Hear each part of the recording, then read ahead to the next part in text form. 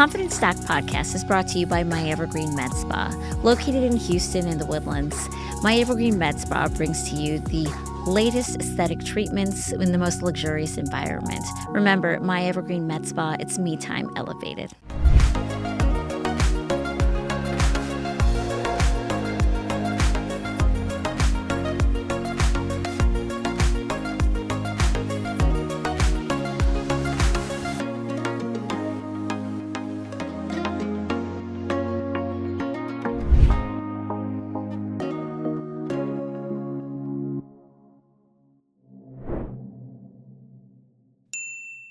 Welcome to the Confident Stock Podcast. I'm Dr. Rednam. I'm a board-certified plastic surgeon in Houston, Texas with my Houston surgeons. And today I have a guest I am really excited about. We have Dr. C on the show. Welcome. Thank you very much for having me. So I like to always start out by tell our listeners a little bit about you and like your training and how did you get to be a facial plastic surgeon? Yeah, I'm pretty simple. I'm here to make hot people hotter, and that's just what I do. Just like you, I went through the classic training. I was head and neck. I was ENT first. Then I did facial plastics. Now I pretty much am only focused on the jawline. So that's kind of my obsession and a little bit my love. I send the rhinoplasty, bleps, everything out to other people. Obviously, my body to other people as well. You had autoplastic on. Which, by the way, I think it's taken too long to have me on since you had Otto on, for the record. If we could, and the fact that you had him before me, I know you guys are plastic surgeons, so maybe there's that like body tie on there, but yeah. So that's it. This is your opportunity to be way cooler than them, though. So I'm just saying. That's not hard. That's not hard. Yeah, I think he's a great surgeon. Don't get me wrong, but I'm definitely cooler. So like you said. You're really focused on jaw, and that's not that common to have like someone who's that focused. So how did you get to that point where you're like, okay, I'm the jaw guy? It's interesting. I personally, I think that's how all cosmetic surgery should be. There should be a person that does this, a person that does that. And I send my upper blephs to one guy, my lower blephs to another guy. I send my rhino to somebody else. Obviously, my boobs, butts, body to other people. So the time when you've heard this maybe, but I say the best plastic surgeon in the world, me, and the worst, whomever, our skill level is closer than people think, right? Like we could teach Mavi to cut and sew if she would spend enough time with us. She would probably be very good at it.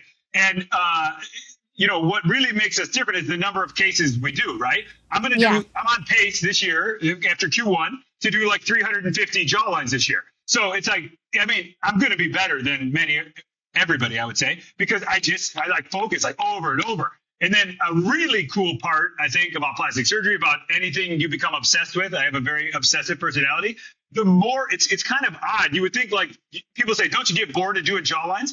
But like the more you do of it, the more complicated it gets. Like you kind of think a little bit different. You add a little tweak here. You do another person that's had something, so. Yeah. So and then I just like, once you do a lot of it, you get better because you get better. More people see you because more people see you, you continue. And I don't know, it just happened. Well, and I would agree with you. We can't be good at everything. Like there's a point. I don't do rhinoplasties. I have no business doing rhinoplasties. Well, that's not true. You could, if you had gone down that funnel, you would be better than the best. It's just like, you just didn't continue to develop that passion or feat. You know what I mean? So yeah. Agree. But you find what you love, and like you said, I love post-massive weight loss body contouring. I can do it all day long. Yeah. There are other people that sounds terrible to, but it's exciting to me, and I keep doing it, and I keep getting better, and I think I'm a lot better than most people out there doing it.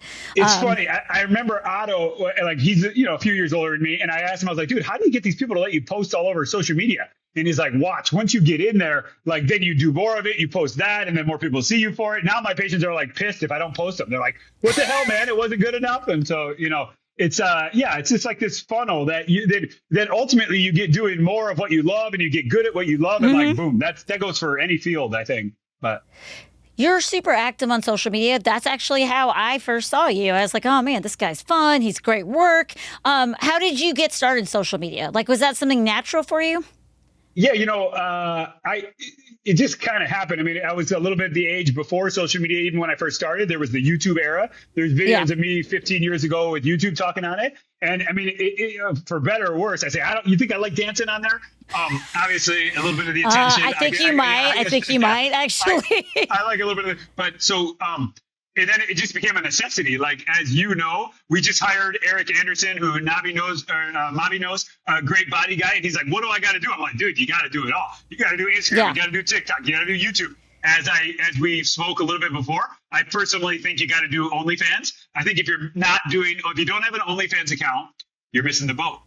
Okay, so you got to educate me on this. I am aware of OnlyFans, but I've never heard of somebody using OnlyFans for basically marketing purposes. Okay, so tell me how. So you've obviously, well, I shouldn't say obviously, you should have likely operated on some people that are OnlyFans models, right? They make a lot of money. They care how they look. They're kind of the young entrepreneurial type.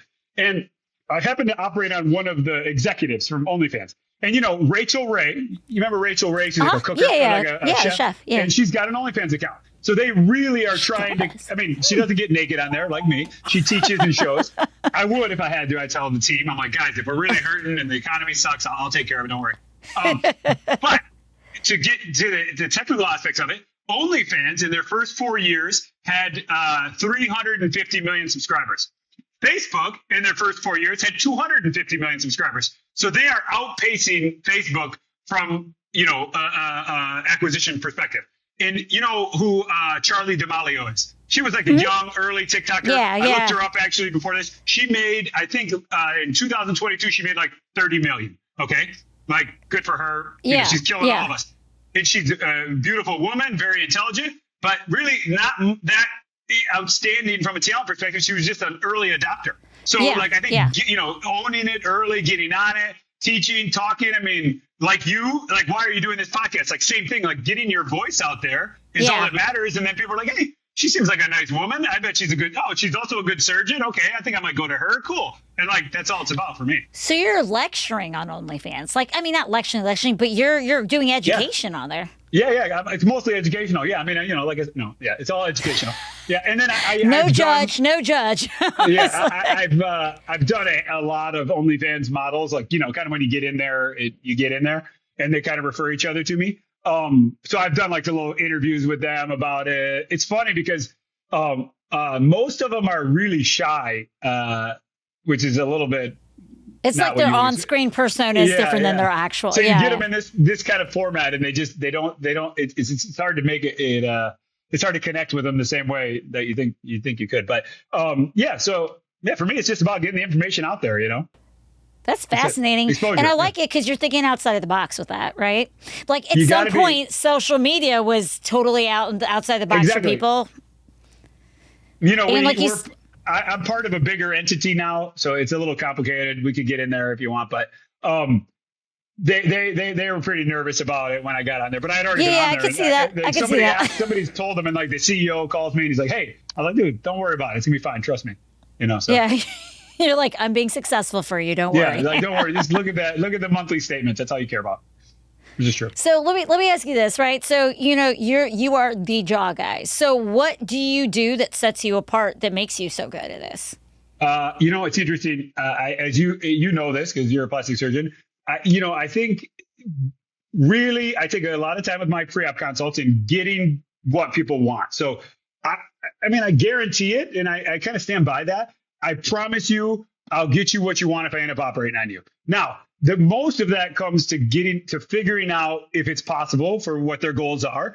Doing a real good assessment pre-op. Every person gets something a little bit different. Most of my techniques, as you're aware, are a little bit of a marketing component to it. But really, the key is it's tailor made.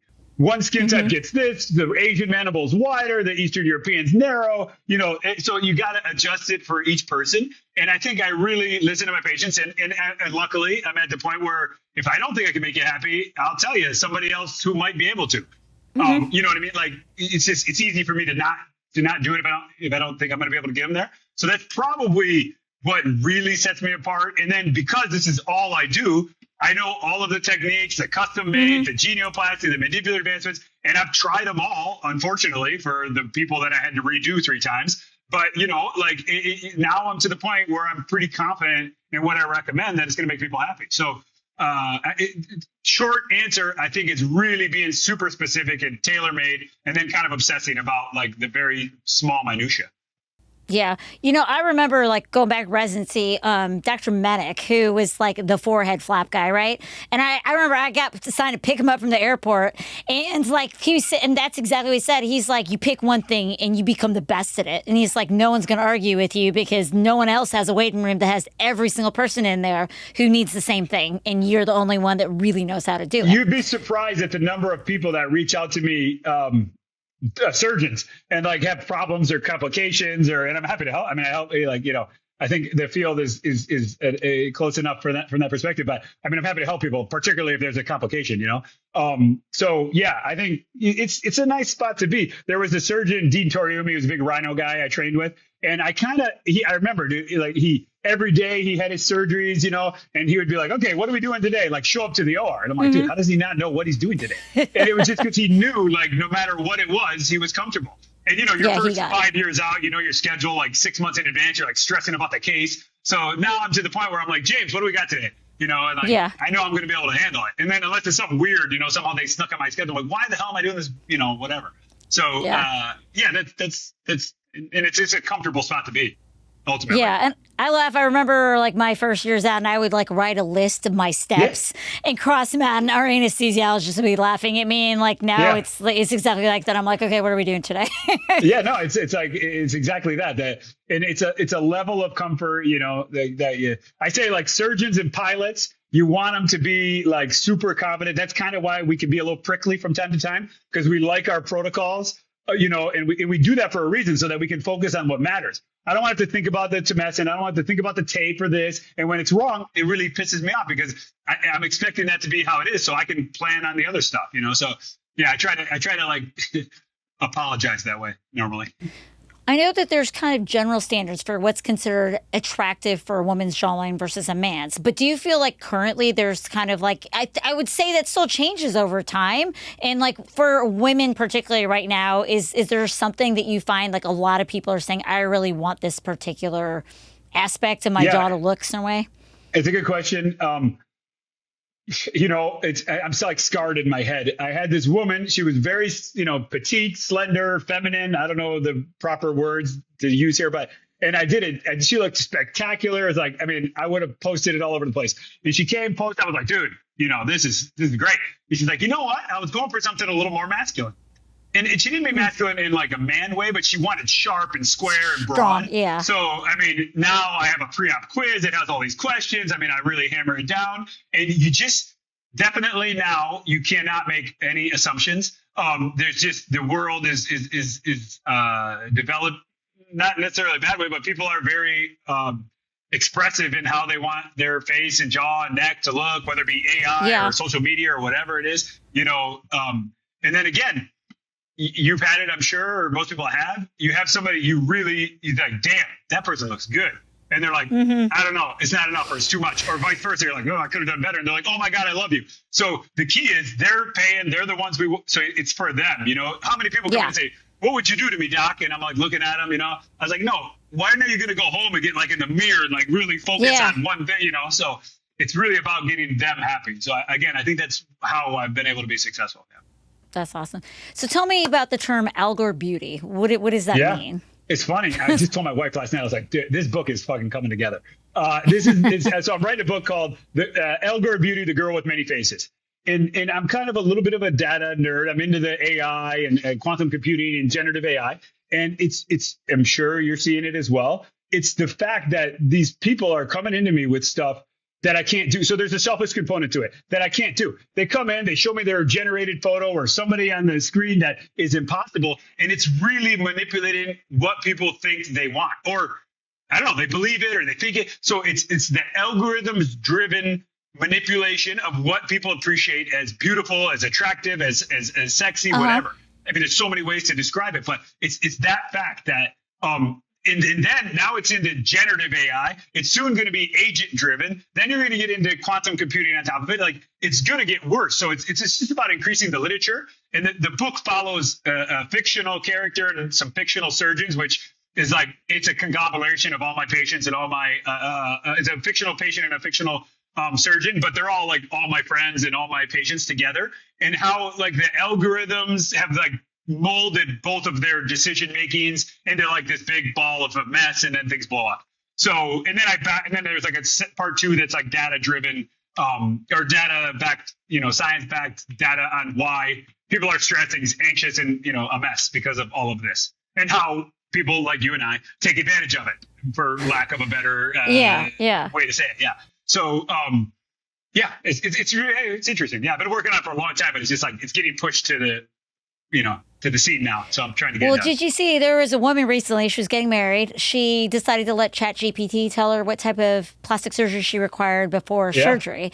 And like, it was just like, you're like, okay, sure. I mean, I asked ChatGPT stuff, but not quite that level. Are you finding people are doing that more as like in line with all of this? 100%. I've had, and I did a couple posts on, I've had a few patients, I give them their before and after, they upload them to ChatGPT and they say, what do you think? And then it'll say the jaw looks a little sharper, the skin looks nicer. Like, I mean, it's awesome when it works, So and I'm actually working on a program where I'm going to build a program that has all my before and afters. I'm going to upload them, the people that let me, and then you're going to be able to upload your photo, and it's going to say, based on Dr. Coughlin's before and afters, this is something he might be able to deliver for you. And I mean, these things, they're pretty freaking good. They're pretty accurate. That's actually better than any of the other things that are out there morphing and stuff, because it's you. It's not based upon what the program has. 100%. Yeah. And, people always ask, oh, can you morph it? Can you change it? But it just like adds a little pixel here and a pixel there. It doesn't like, the whole body is 3-dimensional, right? So like the smallest volume change takes it from somewhere else and pushes it here. So the computers don't get that part of it. But if it compares my other before and afters, So it sounds like you're excited by AI, like what potentially it can do, but there's obviously like we have all the concerns because we don't know, but what are other applications that you see that could be really beneficial in our specialties? It's hard to say cosmetically. I think in the field of medicine, it's going to be awesome. I think we're going to see some huge advancements, burn, trauma, wound healing, that kind of stuff I think is going to be really cool. I used to do a lot of trauma and burn and wound healing at the county. Of the face. So I think those are really cool and going to be neat.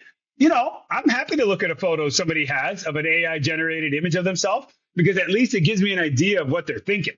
And I can be like, dude, no, that's not going to happen. It's just, I can't do it. Don't spend $20,000 with me. It's not going to happen.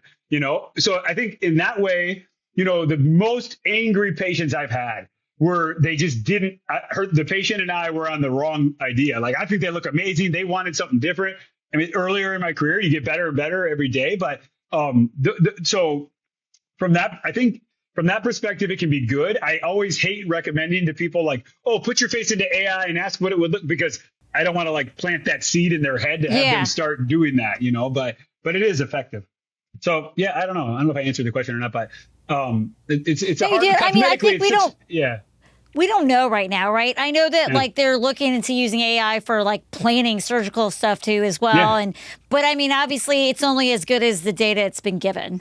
So if the data has only been given from a certain number of people's experiences, then it's not going to be as great. But I love the idea of what you're doing, because like if that's something that you could actually create and every surgeon could have that, like that's about as accurate as we could give a prediction for somebody, because it's our work. Yeah, and then you got to, maybe there's a limit. You got to put 100 before and afters, and the program uses those to, guess what it can do. So I think that's kind of the goal. And then, I'm going to have fun with it. And then you train the model.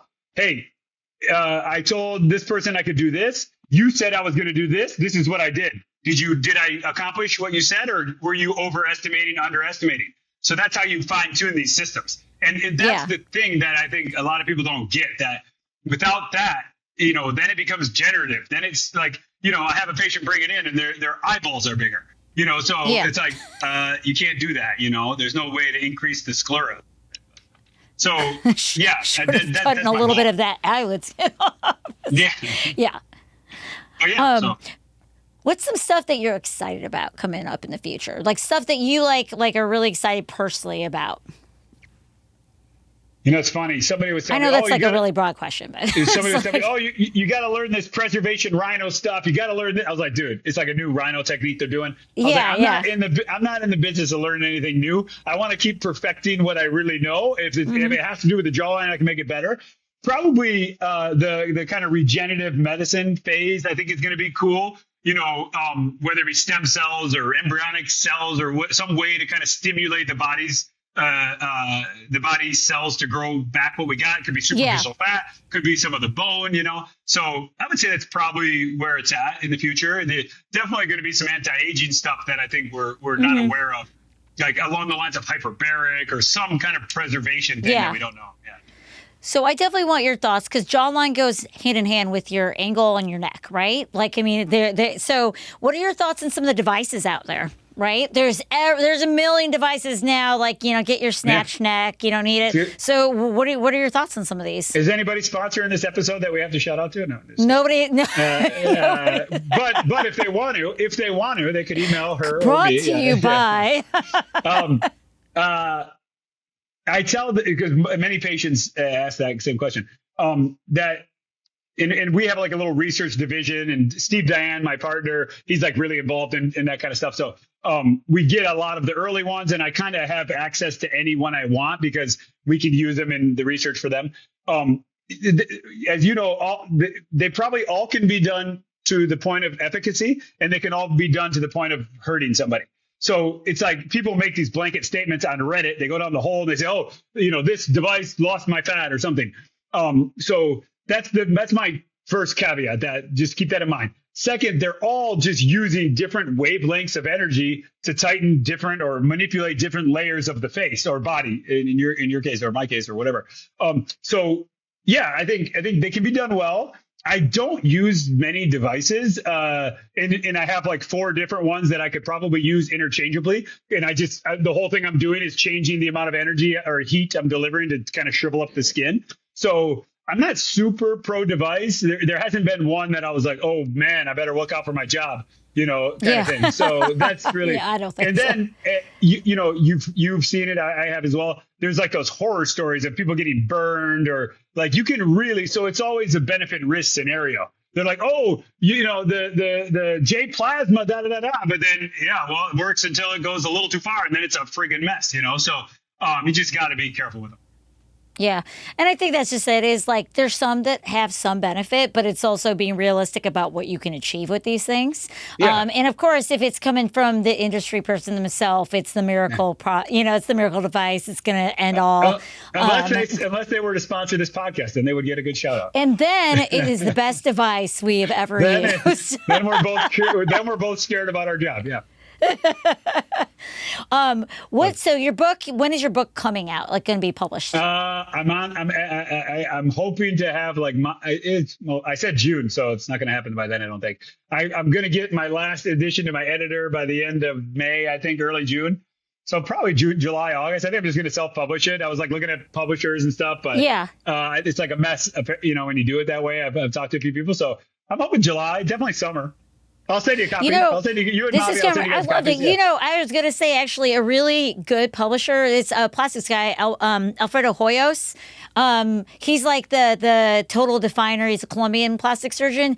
He actually started his own publishing company because he was tired of getting his stuff ripped off. Like he's like, here I am, I'm writing this stuff and I'm not getting anything. So he started his own publishing company for surgeons, which is like the best, like really good. So it's maybe something to look into because his whole plan. Ping me his info after this if you could. Yeah. I will. But it was interesting because I was in Colombia recently doing some learning with him, and he was mentioning that he's like, I started this because I was like, I'm tired of dealing like in other people taking my money from my work. Yeah. You know. I did some. You know, the Amazon self-published stuff is pretty. You know, you can hire somebody at a pretty reasonable price to help you with that, and then. Well, we'll see. I don't know. You know, I'm not really trying to make a ton of money on it. Of course, I wouldn't mind, but it's just it's a little bit of a public service announcement. And then, as I said, selfishly, it's like I want people to just realize because you know some of them just don't get it, man. I'm telling them like it's not human. They're like, but no, look, I saw it on Instagram. I'm like, oh my God, dude, that guy from Turkey's not real. Like, just give it a break. Like, let me show you. Oh, yeah, the ones where you're like, I'm pretty sure that's like a totally different person. It's like, and these poor people are like going in this funnel, so, yeah. And it's been fun. Yeah. I mean, it's like my kind of de-stressor time, so. So I want to go back a little bit to your social media, because I know like sometimes you've had stuff where you pissed people off, right? Yeah, and that's kind of the point. I like, and obviously it gets people talking about things. How do you kind of deal with that, or does it not bother you at all? You're just like, you know what, this is kind of fun for me. Yeah, I would say more fun. I mean, it definitely, I'll get some times where I like start stressing out if it really starts causing a big bubble, and like, people call me that I would be worried about. But generally, I got pretty thick skin. I was like before the time of social media, so I'm okay with it. It doesn't bother me I would say, from that degree.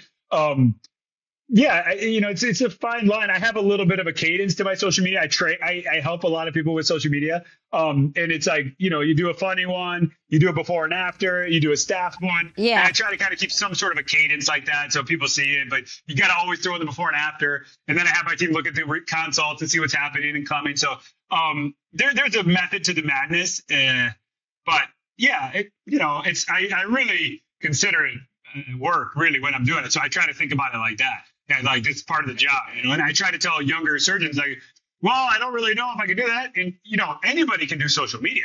You just got to do your vibe. Like, there's people who just get on there and read technical information and give their insights, and they do really well. You just got to, you can't fake it. So you got to be what you're going to be, Well, yeah, I have a partner who like beautiful rhinoplasties, but she didn't want to get in front of a camera. So all she does is just show before and afters, and it works great for her. You know what I mean? And then, she can do voiceovers of her, like of the before and afters, or, or just do like purely anatomical, discussions. Like there's it's funny. My mother was like, oh, I would never see you. You're all over those things. I was like, good. I don't want to see your crinkly thanks, ass either. Mom. Yeah. So you're a little bit you're kind of, depending on how you present yourself, you're going to people either like me or they don't. There's plenty of people who are like, I'd never see that guy. He's a goofball. But, the people that see me, I kind of generally get along with. I like most of my patients, So I think that's one of the benefits of it, I would say. But your partner, rhinoplasty patients are annoying. They're super critical. They want to know the detail. They're like freaking engineers. So, he or she gets out there and talks like really detailed. They probably love it. So I think that's good. I agree. Like, he's got to find because at the end of the day, it's just you, right? So, like you said, love or hate you, you love me, come see me, I'll take care of you, kind of thing. The thing about the social media, it's hard. It's if you're not being authentic, people can tell. I feel like, so yeah. It's just so much easier just to be like the woman I did a consult today, a virtual consult. She's like, man, you're just like you are on the TikTok. And I was like, exactly. Like, what am I supposed to do? Yeah. It'd be really funny if you're like super shy and quiet afterwards. Yeah, exactly. It's like the OnlyFans people, like I kind of expected them to be like, a little more camera friendly, but yeah. Well, no, I mean, this has been so great. I love talking to you. If somebody's listening and they want to reach out to you because they have jaw needs, how do they find you? It's hard not to find me these days. That's kind of the key. I would be pretty sure if you Google Jawline, I should come up somewhere. I have many faces of Chicago on most places, is all my tag everywhere. So I'm pretty easy to find, but yeah. And probably the only person on OnlyFans as well right now. Good point. Yeah. Only plastic surgery on OnlyFans, actually. That's another spot. Yeah. It's a lot of the same stuff. You know how like on Instagram you can't show blood? You do a tummy tuck or something? Yes. Yeah. You can imagine surgery's bloodless. They don't filter on OnlyFans, right? So think about that. True. Think about that from that's a teaching true. perspective. I'm not going to lie. I'm probably going to look at stuff now. Yeah, you should. I think you're missing the boat, you got to be careful. You got to make sure you crossing your T's. The one part you got to be probably most careful with is who's going to help you with it. Because you get people send you messages and stuff, and so. Yeah, I am, but honestly, I get some of those messages on social media that's too. True. That's a good point. Yeah, but hello, delete and block. Yeah, that's a good point. Yeah, you probably get more of those than me. But yeah, so yeah, I think it's one of those things. We'll see what the next one is. I'm always looking. But if you hear about it, email me. I'm happy to get it. Absolutely. I did. What was the audio one? Clubhouse. Oh, I yeah, did for a Clubhouse. while. Yeah. I did Yeah, that I one. did that for a little. It went away. Yeah. Yeah, Be Real. I mean, I get out of them all because if you're an early adapter, man, that's where it's at, I think, you know? Yeah, and you never know what's going to really blow up and take off really well. Because like now, like people are coming out of like med school, or they're not even like pick their specialty. They got like 1 million followers, and Yeah. like they've already built up such a population. They get into practice, and as long as you're a halfway decent surgeon, you're going to have like a ton of patients. Yeah. I'm sure they're shitting their pants because people will probably come into their office and be like, and they're like, oh my God, I don't know what I'm doing. Yeah. You know, the gradual growth as a surgeon is there on purpose. You know what I mean? You start slow on purpose. You learn a little bit. You do a little more. You really don't want to get better and better as you go. Yeah. You don't want to be super busy until you know what you're doing. I think it'd be stressful. That's a fair statement. Yeah. Well, thank you so much for being on the show. It was awesome talking to you. I look forward to seeing all the cool new things you continue to do. And it's awesome to be able to talk to someone who's such a master of their craft. For real. Hey, likewise. And I'm going to make sure I tell Otto that I'm the cooler of the two. You had more interesting things to talk about, but he's still an awesome guy. Overall more interesting. You know, he's a pretty damn good surgeon, but I'm definitely more interested. Okay. Thanks for talking. Awesome. Well, thank you all for listening to us. Please check out Many Faces of Chicago because, like I said, talented surgeon and just a fun guy all around. And don't forget that all the billion-dollar device companies, it would have been so easy for us to mention your name. But we didn't. Yeah, we did it. We definitely did. Well, tune in next time for the next episode of The Confidence Doc.